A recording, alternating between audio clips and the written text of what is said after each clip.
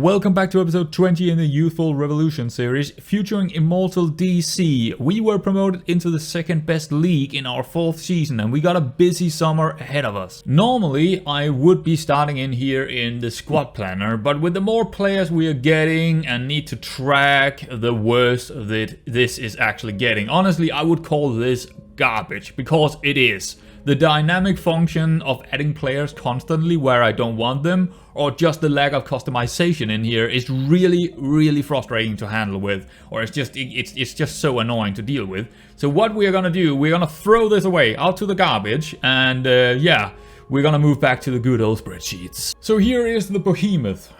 Nah, this is just the import. This is the import where I am importing everything from the game, and then I'm making a couple of calculations to get some different stuff that I want to see to calculate if a player is doing well or not. So this is just the import page, which is getting pulled into these areas down here, the strikers, AML, AMC, AMR, and so on. And that is this little column here where we can see all of our strikers. And the final product is this, basically what we also had in game, a squad planner, and this is the top 4 players from each of the positionings they are best in. So to quickly explain this, just so you also understand it, but I think it's self-explanatory here, but we got on top here, we have the strikers, the top 4 best strikers at the club. And the first number here is the average attribute, so all their attributes combined, so 7.91 here. And the next one is a total score for something I'm calculating with a lot of statistics and stuff. So it's basically boosting the average attributes by adding a lot of the statistics into it, the statistics that I want to see. So basically the number we are always looking for is the second one here, the total score. And then we got, of course, best positioning, secondary positioning, best role, homegrown status, wages, expiring date of their contract, age, and also their name, obviously. So DePauler is the top striker because his total score is higher than Jørgensen. So he has done better. They have the same. They actually have the exact same attribute, average attributes. But DePauler did better when he did play, right? His statistics are by far better than Jørgensen. Well, I wouldn't say by far, but it's definitely better. So what we want to use this spreadsheet for is figuring out who are we gonna give new contracts to, who do we want to sell, who do we want to keep, who do we want to loan out, and stuff like that. So if you just look at the strikers here, definitely both of these guys, Jørgensen and DePauler, we probably want to keep them next season. And the other two, they are probably gonna be the under 19s kind of players. What I'm thinking of doing in the future is having less players, but having at least 2 for each positioning. Also, depending on what kind of tactic we are going into next season with, we don't know yet. But we need at least 2 for each positioning. So yeah, 2 for the main squad, 2 for the under 19. So when we're talking about the strikers here, I think we are okay, especially with the 2 first guys. I mean, that is probably going to be the same next season, depending on if we are going... It depends, because if we need a 2-striker formation, we probably need another one in there to just give them a bit of competition. My biggest problem with the strikers is right now we don't have a lot of homegrown strikers, so that's a problem, obviously. But otherwise, I think we're good in this area. The AMLs, on the other hand, we are kind of struggling a bit. We don't have anyone that is even above 9 in total here, so that is not great. Another thing I need to tell you guys, that if this total is the same as the average attribute, which is the case for some of them maybe, let's see, so over here, right? Over here on the mid AMC, we got Monterio. That's because he hasn't gotten the statistics. He hasn't played a game, or at least a couple of games, so that's why it's the same number. So obviously some of them are going to be lower, and if we're looking at the goalkeepers down here, all of them is going to be lower because their statistics doesn't work with the spreadsheet, unfortunately. So we are only looking at the average attribute for goalkeepers.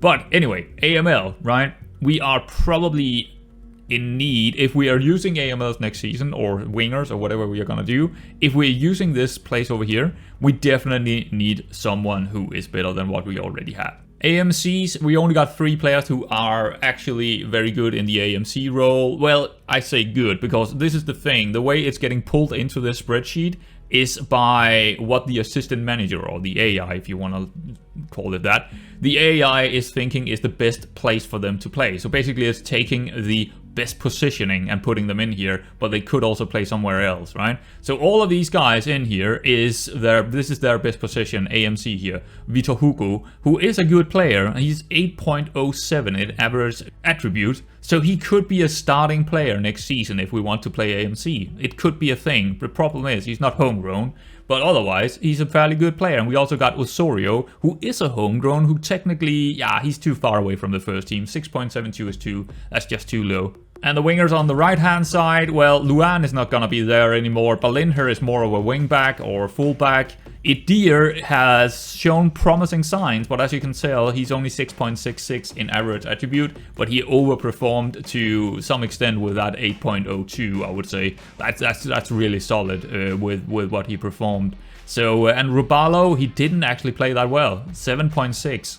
That's not too good, and his average attribute is also fairly low for someone being 20. That means he's probably not gonna become any better than that, because 20 or 21, that's where they are progressing a little bit slower, let's just say that. And he is on 325 wages, which is high for the average attribute, I would say. We don't have any wingers on the left-hand side in the midfield, so either we need to buy some or we don't want to play that at all next season. More likely we don't want to play it. Midfielder center, well, the numbers are pretty high here. We got a lot of players with pretty high average attributes, which is very typical for the MC role, I would say. And some of them also perform quite well. Otavio Enrique is actually top of that list, 9.4. So when he did play, he played really, really well.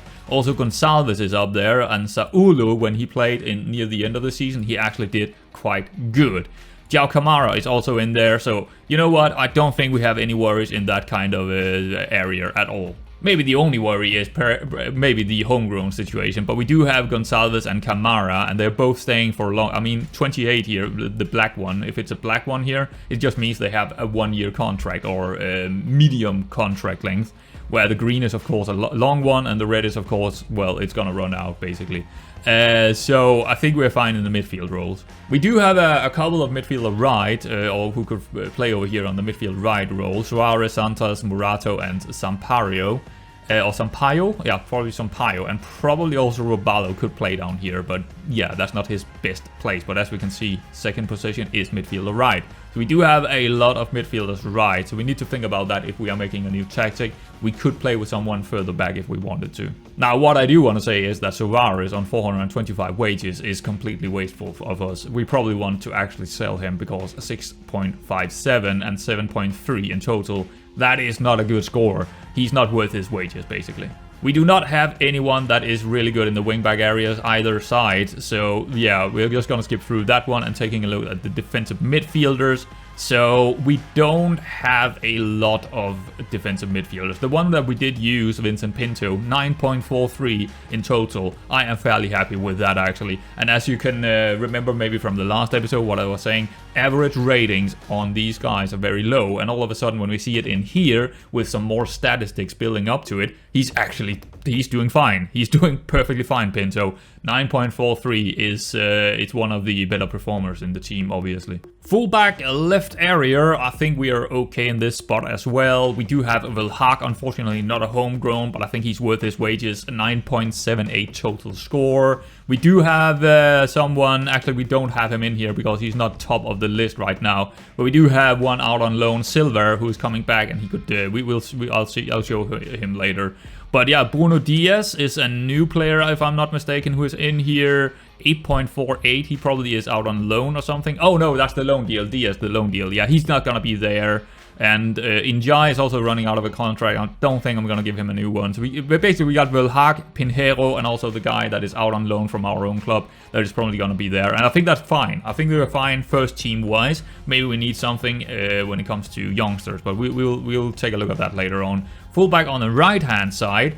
Yeah, we got Hopfer, we got Regis, and we got Fabinho, who is gonna leave us, so that's not good. But Nascimento also looks kind of promising. He hasn't played enough to actually get the statistics, but I think he's close enough to 7, which is a pretty average number, right? Well, not, it's the lowest point where we want them in our team, basically. 7 average rating, 7 average attributes is probably where we want to put them in the first team.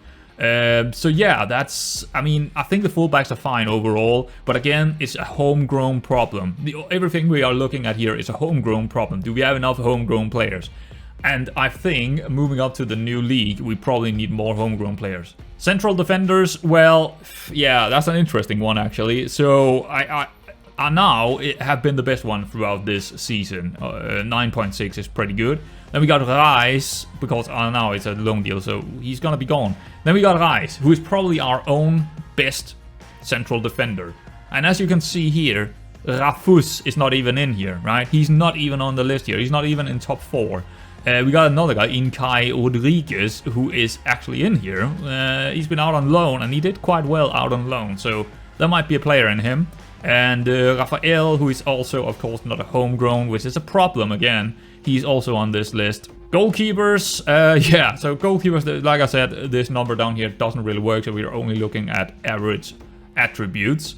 And on average attributes, it's still actually... Oh, Teixeira actually got second place now. The last time I actually, you know, copied this into the spreadsheet, it was still Teixeira on top. But Roberto is now the best goalkeeper also on the average attributes. And I also think he's the best goalkeeper overall. We got a couple of other choices. We got Palmeirao, who is probably going to be sitting on the bench again because he's trained at home. So unless we're going out finding someone who is better than Roberto, and if we do that, again, we need homegrowns if that's the case. So let's go back to looking at the specific positions here. We are looking at the strikers, and I've just created this sell and loan kind of thing over here. Ignore this down here. It's only doing this because of the formatting not really working without any numbers.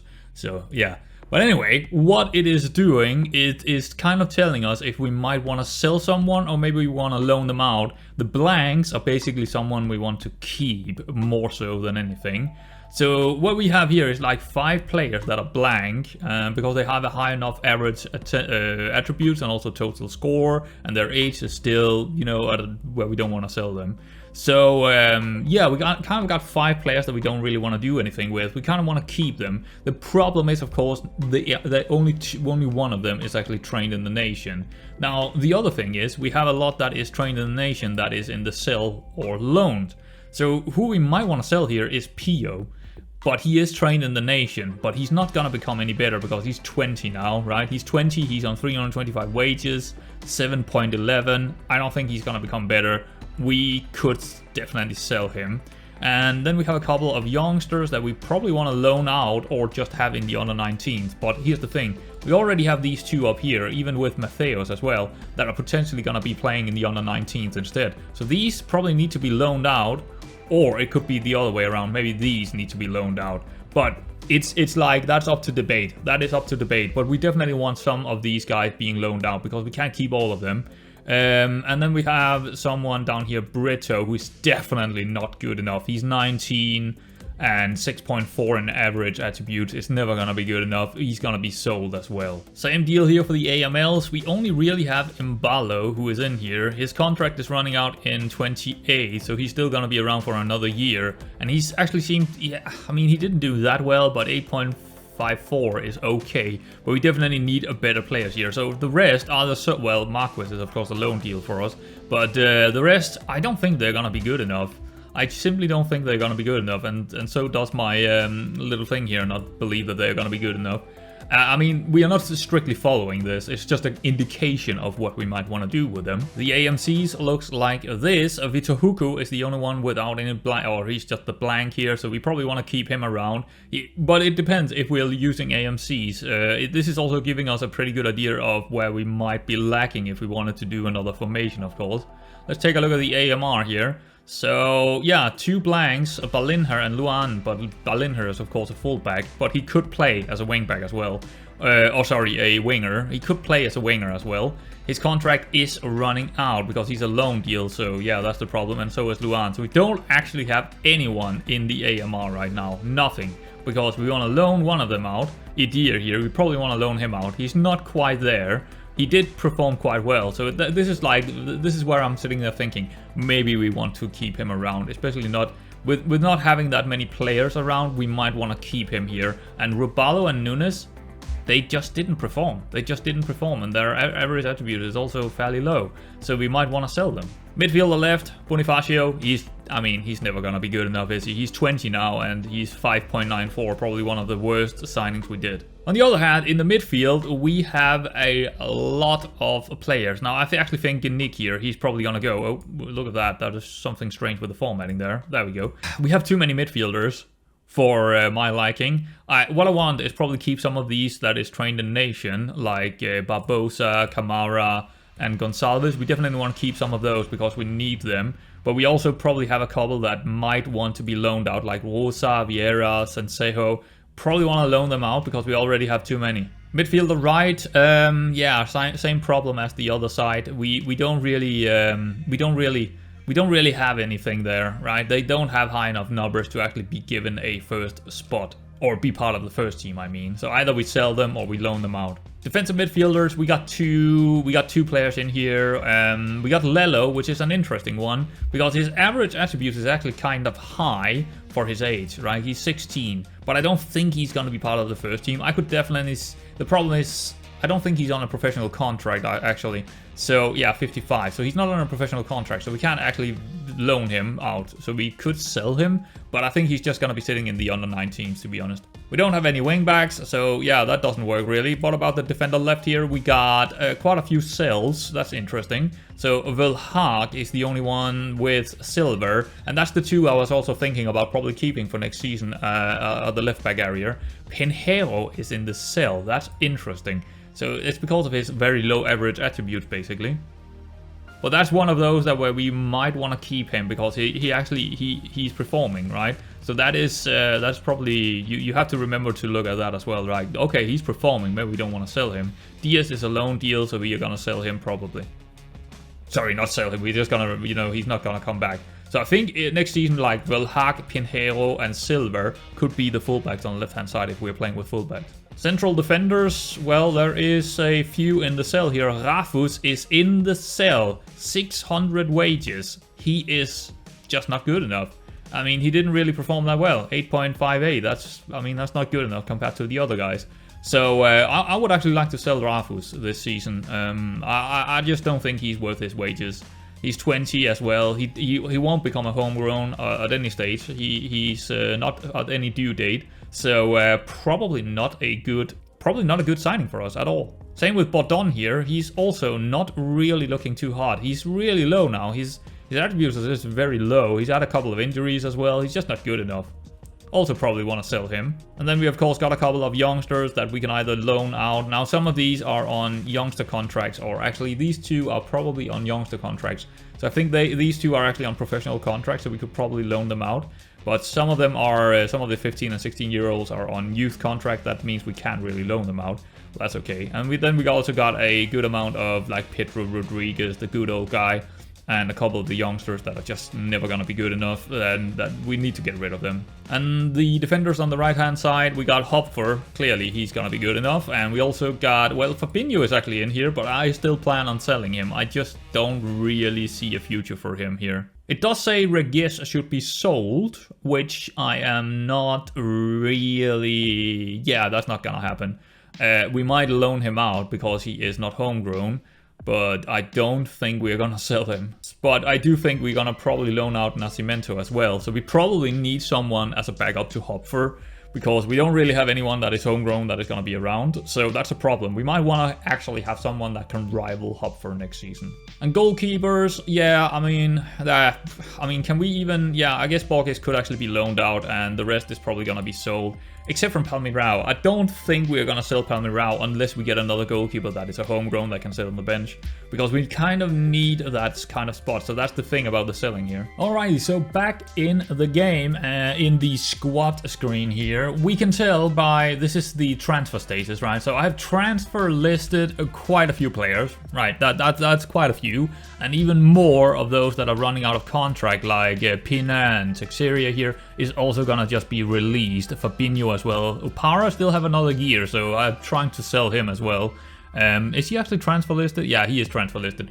So quite a lot of guys is probably gonna be moving out this season, and I'm gonna slim down the squad a bit, but we still need more quality in our first squad. That's for sure. That's why we are trying to trim out all the fluff. I'm just checking up on the next league we are going into here. Portuguese second league. The rules are different, right? They are different, and it is actually in our favor. Quite good here.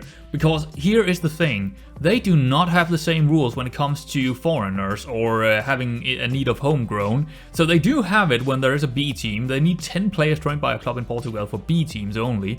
But when it comes to excluded B teams or anything like that, it's only 3 players. We only need 3 players that are homegrown. That is not a lot. So we don't even need to worry about that when we are signing new players. We can absolutely go for the Brazilians, French, Spain, whatever we want, we can go for it. So it's actually not as important moving forward for us. We might as well also go through the bans, because there is going to be bans and there is also going to be a couple of unbans, clearly. So this is the formation that have been mostly used. I mean, that's the only formation we have used the entire season. So of course this 1-4-3-3 is banned, and also all of the roles we see here in those specific positions are also banned for the next season. Actually 2 seasons, that is. Along with also attacking mentality and in possession. Yeah, I guess we need to figure out what we actually want to ban in here as well. That's gonna be interesting. You know what? Let's figure that out right now. So to not just repeat myself every single season, I think we are not actually gonna ban the Wibbit crosses. I mean, the Wibbit crosses have actually not been good, but I think we're gonna ban something else, and I think that is gonna be the passing directness. Yeah, it's crazy to do that. But we are gonna ban the shorter passing. Actually, everything from here and over here is banned next season. So shorter passing and also much shorter passing and whatever is on that kind of line, depending on mentality, of course, is banned next season. And in the transition, we're gonna ban roll it out. And probably the most tricky one here is gonna be out of position. I don't really know what we should ban here. I guess we're gonna ban step up more again.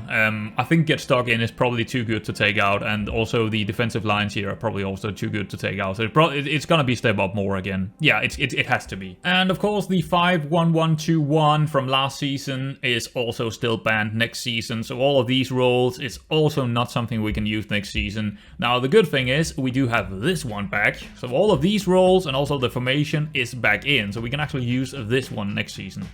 Or, well, more so the roles. The roles are going to be important. Alright, so my initial thought process moving into the next season is we definitely need a good tactic, and we also kind of want something we haven't played all that much yet, and we also want something that at least fits some of our players.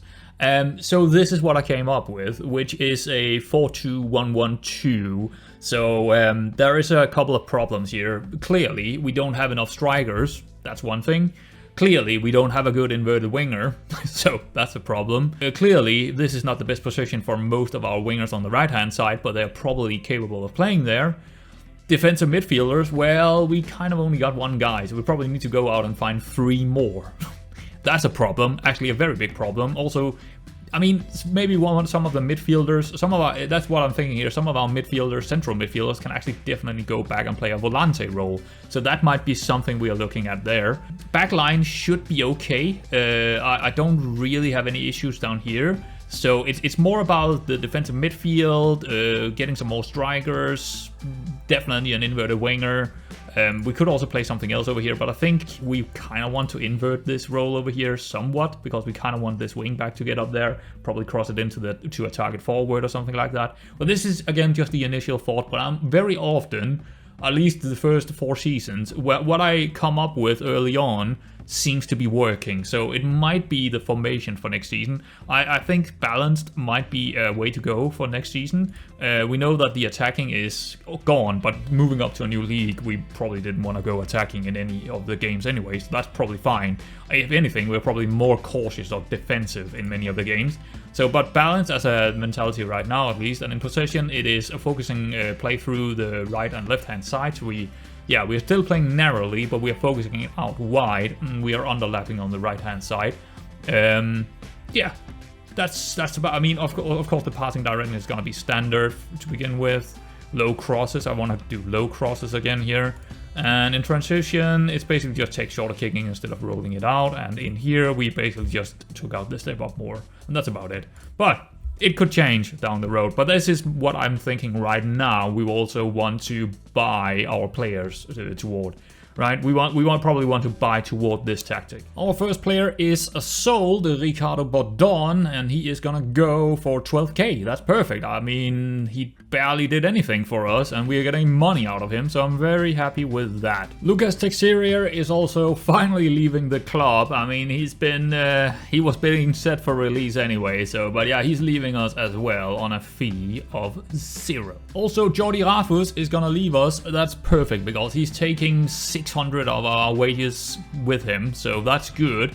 We are gonna get 62k as well, which is, I mean, that's pretty good. That's pretty good for a player that we don't really want. We finally got a set piece coach, João Pinto. Finally, he's gonna cost us they are so expensive. They are just incredibly expensive. 625. That is by far the cheapest I could get, with also being at least half decent. But I feel like every time I get them, I am just scoring more goals from corners. So yeah, definitely gonna get him. He's actually aiming for far post, so I don't know about that, but I'm not gonna give him every single thing. It just feels like we score more goals if we do have a set piece coach, if we also have a decent player in the air. So yeah, we got a set piece coach, and I've been looking for that for the last 4 seasons. João Borges, who is the president, is offering us a new contract, so basically just a club. But anyway, that's good news. A 2-year contract. Yes, we will absolutely, well, I guess we'll go in and negotiate. Can we get 3 years? Let's try. Oh, let's try again. Oh, wow, there we go. 3-year contract for us. Finalize that, please. Thank you kindly. Good. Finally, we got the end of season review, which we were missing in the last episode. I don't understand why it's coming this late, because we are already, we're not in the preseason, but the season ended a month ago. So, you know what I mean? It's like, it's a little bit odd. But anyway, now we have it. A season to remember. Yes, I absolutely agree with that. Final position is second out of, both groups, basically. We got second because we are, I don't even understand, because we got more points than them. But, oh yeah, we were second place in the second group. Yeah, okay, that makes sense. Of course, that makes sense. Average home attendance is 1600. That's pretty good. Top goal scorer for Immortal is both Luan and Jurgensen. Huh, how about that? And the board absolutely loved that season. Yeah, we got promoted, so they better like it. We got a little bit unlucky in the Portuguese Cup here, because we were meeting Sporting Club de Portugal. That is a pretty big opponent. The biggest win was a 5-0 against Montemor. I think that was actually in the cup. So yeah, that's it. And match to remember against 4-0 against Liria. I don't think that's the one I would have taken. I think it would have been the one against the number 1 in the promotion group. The 2-0 victory against them, or whatever it was. That was probably, the moment to remember for me. So goal of the season is... what is it? Pinto. Lovely goal from Immortal defensive midfielder Pinto, as he scores a thumping effort from range. Well, it might be the one that I also have on my list, but let's check this one out first. Yep, this is definitely the one that I have on my first spot as well. Pinto with an absolutely crazy long-range goal there. And the second best, at least according to me, is this one from Marquez, also a long shot. Very good one with the post in. And the third best, just to round it off, is gonna be Luan. A really good goal by him here as well, also a long shot, taking the post in. So this time around, I absolutely agree that Pinto's goal was a goal of the season, but as you could see, we had plenty of good goals this season. Number 2 and 3 could easily have been best goal in any of the other seasons, so that's kind of interesting. Alright, but anyway, let's move on to the finances. Now, something very important here is that our club reputation is actually going up because, again, I've told you a couple of times, I want to get into the under-19th league. And the main reason to say that is that if we get into the under-19th league, we don't need to loan a lot of our players out. We can just have them in our own under-19th academy and then still get those statistics in, right? And it's just important. But I don't know when that's gonna happen, but it's important that we get the club reputation up so we absolutely have a better chance of getting into that league. Annual revenue looks about the same. Some of that is going up a little bit, but not a whole lot. Jurgensen is number 1 shirt that is sold. That is interesting. Robalo, Enrique. Okay, so Rafus is actually in there, and Mbalo. Okay, yeah, sure. And this is gonna be how we lined up. Roberto in goal, Hopfer, Reis, Aranao, Pinheiro. Okay, well that's an interesting one. Pinto is in there, Goto, Gonçalves, Luan, Marquez, and Paulo. Yeah, I guess that's about it. Maybe Jurgensen should be in here, but Paulo absolutely also did really good. Both of them, both Paulo and Jurgensen was really good. And the accolades, let's take a look. Fan player of the season, it is Hopfer. Like I also, I didn't know that that would be the case, but I thought they would go for something else. But yeah, very good to see that the fan player of the season is also Hopfer. That's good. Young player of the season is also Hopfer. Signing of the season is Roberto. Goal of the season we already know, that's Pinto. Top goal scorer is Jurgensen with 12 goals, but together with Luan, of course. Martin Hopfer is most assist maker. Martin, not Martin. Martin. Most player of the match awards is Di Paula with 4, pretty good. Highest average rating is also Di Paula on 7.3. Now is most completed passes per 90. Okay, 53. What about the record breakers? Jurgensen's 3 goals in any match. Okay, most goals by I think it was 3 as well last season. So maybe they just break the record if they do the same. Apparently, worst discipline.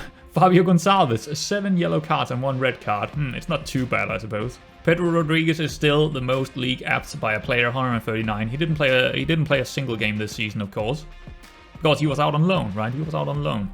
Pino is still the league goal scorer by a player, 40 goals, and Pinto, highest transfer fee paid. So we paid actually 20k for him, or 20.5k for him. But he was worth it. He was 100% worth those 20k. So that is the end of the season. Finally, we're done. Now, I think something we should probably start looking at is this screen right here, the best 11 squad, because it's kind of fun. So Texier is in there, Fadini is in there, Gonçalves, okay. Rodriguez, Pedro Rodriguez, of course, Fabinho, Farigas, Opara, Balde. Balde is in there. Luan is, of course, in there. Pina is clearly in there. And Mendes as well. Who's Mendes? I don't... Oh, that guy, right? Mendes. Yeah, I already forgot about him. But yeah, okay. So that is...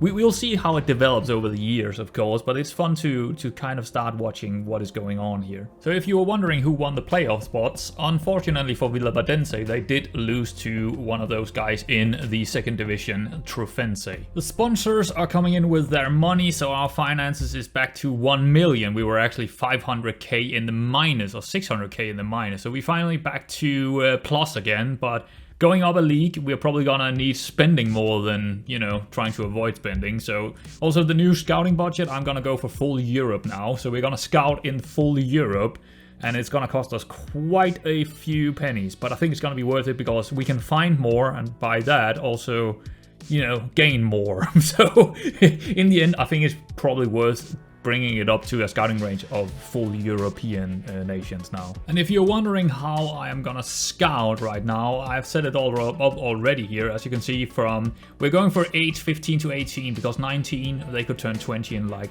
a moment's time, so it doesn't really make sense to do 19-year-olds. So yeah, Portugal, they are all basically the same, so they all look like this. So it's a specific scout that is going into Portugal here, finding whoever he can, right? And I don't want to include results found in the recruitment focus because otherwise that would be doubles, and I don't want that. Because we also do have, I mean, we also got Brazil in there, and then France, Germany, Spain, Italy, and England, all the major kind of places, because that is also where we have our detail level 2. And then also a couple for the EU, like every single country in EU. So they got 2 scouts that are gonna go out there and try and find something a little bit more, well, hit and miss, I would say. It's probably not gonna be the best kinds of ways to do it. We will still find more in Portugal and Brazil than any of the other places, I think. But that's just how I'm scouting. Paulo Roberto won division signing of the season. So he was actually the signing of the season for the entire division. That's pretty good. Also, Jurgensen is in there as a runner-up. So we got the squad registration rule for the next league now. It is a maximum of 68 players. That's insane. But actually, it is minimum of 10 of them to be currently trained at the club. I don't think we have a problem with that. We probably have like 20 that is actually trained at the club, so it shouldn't be a problem for us. It was more problematic about us having to play 10 or 14 players that was like in the match squad as well. That was a problem, but that's not going to be a problem next season. We have released 11 players, including Fabinho, Pina, Waldman, Injai, Brito, Ratotiar, so that is probably the most prominent names. We also got Cardoso, Sampaio, Seromenho, Abubakar, and Jiao, some of the youngsters that never really made it. So there we are, 11 players gone. Remind me that I will never use a DOF again, because that DOF put in promotion wage rise for 25% for everyone that he was dealing contracts out to. That is terrible. We are gonna struggle financially just because of this now.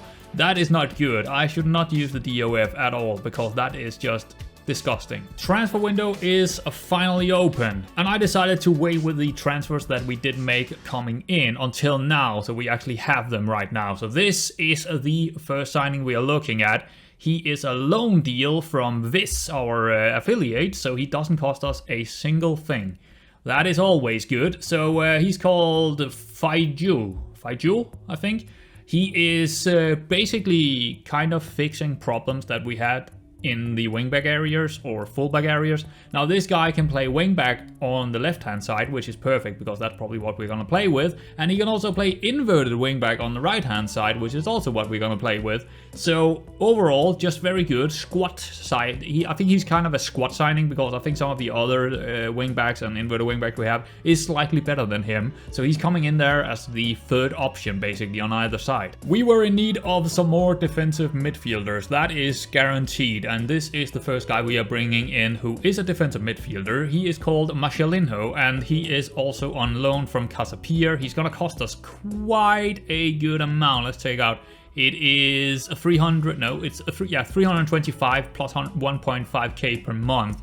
Quite expensive, but he is probably good enough to be starting in as an important player or something like that. What I think will happen is that Pinto is likely gonna move down to play a central defender this season, so he's kind of taking up his place in the midfield, sort of, I would say. So yeah, I'm pretty happy with this signing actually, because I think he's going to be good enough for us. He's also a professional, so good. I mean, the only weaknesses he really have is that probably his tackling is not quite good enough, but anything else, he's fairly decent. Also way better on the ball than Pinto is. Bruno Vallée, a attacking midfielder, which we don't really need, but he looked too good to not take. It's one of those deals I did in the winter, so I didn't really know what formation we were going to play, but in any case, he got rather big potential. So he's probably gonna go out on loan, is my thinking here. We also got a winger or maybe wingback here in Sambu from Guinea-Bissau. I don't know if we are. I mean, I don't think he's a wingback because he doesn't have the tackling or the marking, but yeah, he's probably more of a winger, and I'm not sure yet if he's gonna be part of the first team. It depends on who else we can find for that inverted winger kind of role, because I don't think he's quite that good, but he is close enough to maybe be part of the team next season. And then we got Hale or Jill or Hale. I don't know which one. But anyway, he is a wingback on the right-hand side. It's someone, again, I brought in the winter, and he's definitely not as good as the loan deal we got. So he is probably also getting out on loan, or maybe sitting in the under 19th or something like that to develop a little bit. I mean, he's a fairly well-rounded kind of guy, but he does need a bit more dribbling and crossing to be a really good wingback. Also, he's balanced personality, so he might not develop that much, but we'll see how it goes. He's not here for long, so it should be actually 2029. That's not true then. So yeah, 2029, but he's cheap, 110 wages, so it's not gonna be expensive for us, but he needs a lot of development time here. Last but not least, maybe the best of the signings, well, kind of, is a Penguin. Yeah, so I actually signed this guy to play further up the field.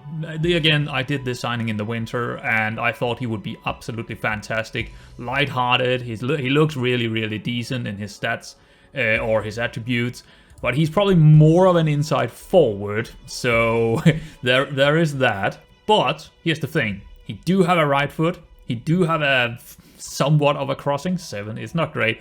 But yeah, if we're playing him as a winger further down, I'm not sure if he's good enough. We could loan him out and find someone else.